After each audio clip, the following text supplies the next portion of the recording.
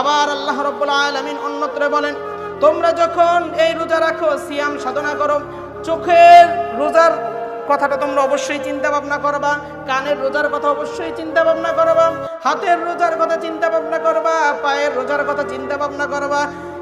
রাসূলুল্লাহ সাল্লাল্লাহু আলাইহি সাল্লাম এর বার্তা শুনে সাহাবারা জিজ্ঞেস করলেন, কিভাবে আবার হাতের রোজা, পায়ের রোজা, খামু মুখে খালি থাকো পেট, হাত দিয়ে আবার কেমনে রোজা রাখবো? রাসূলুল্লাহ সাল্লাল্লাহু আলাইহি সাল্লাম বললেন, তুমি যদি বেগানা নারীর দিকে তাকাও তাহলে চোখের রোজা ছুটে যাবে। আস্তাগফিরুল্লাহ। যদি কান দিয়ে গান বাজনা শোনো, বাদ্য শোনো, কানের রোজা ছুটে যাবে।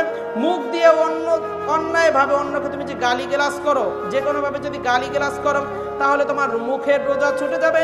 হাত দিয়ে যদি অন্যকে প্রহার করার চিন্তা ভাবনা করো তাহলে তোমার হাতের রোজা ছুটে যাবে। একইভাবে পাও দিয়ে যদি গুনার দিকে ধাবিত হও তাহলে পায়ের রোজা ছুটে যাবে। কথা বুঝে আসছে? আমার কথা বুঝেন আপনারা?